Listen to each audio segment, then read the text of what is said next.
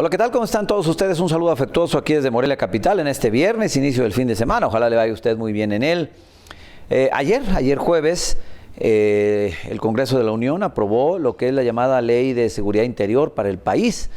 Básicamente es una respuesta a las exigencias, las demandas que ha hecho en los últimos años las Fuerzas Armadas de México, el Ejército, también la Marina, para contar con un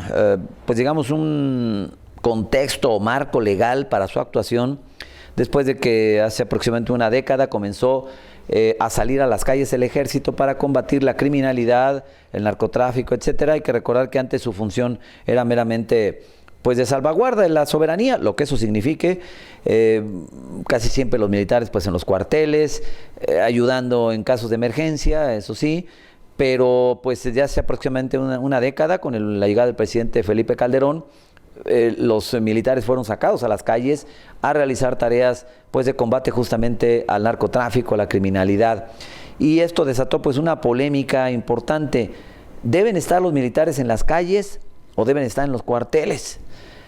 Se argumenta que los militares no están formados para dar seguridad pública, que no es esa su función, pero hay que recordar que en la Constitución señala que la función primordial del Ejército es defender la soberanía del país. La soberanía no solo está en riesgo cuando un país invade otro.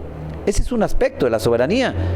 Pero yo pregunto, México no ha perdido soberanía, no está en riesgo cuando grupos delincuenciales del crimen organizado prácticamente dominan una región, un estado, una ciudad, una población, la someten, la esclavizan, hacen que sus habitantes paguen impuestos, deciden qué tipo de actividad productiva se puede realizar, cuál no, someten prácticamente, repito, bajo un régimen semimilitar a la población. Si eso no es perder soberanía, entonces no nos vamos a poner de acuerdo nunca. Por supuesto que esa es parte de la soberanía que está en riesgo, en este caso en México, y que en muchos sentidos se ha perdido en muchas regiones también.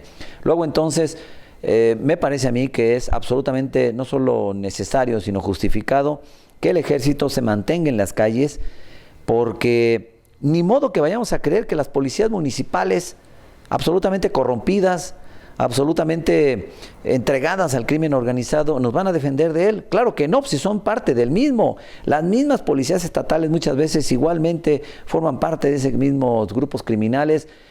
¿Quién diablos va a pensar que podamos acudir a una policía municipal o estatal para presentar una denuncia y pedir protección contra presencia del crimen organizado si esas policías forman parte de él? Eso es absolutamente estúpido, por decirlo menos.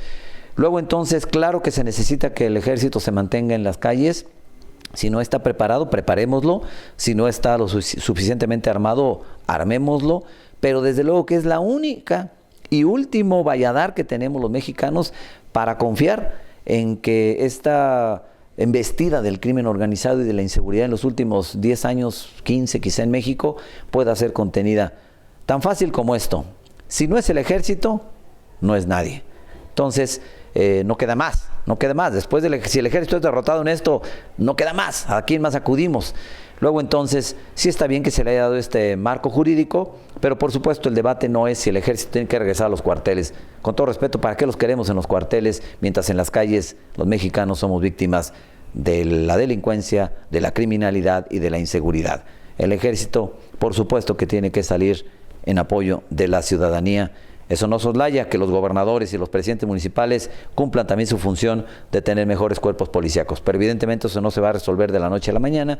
Mientras tanto no queda otra, insisto, más que apelar al Ejército y a las Fuerzas Armadas. Si no es él, no es nadie. Es cuanto. Buen fin de semana.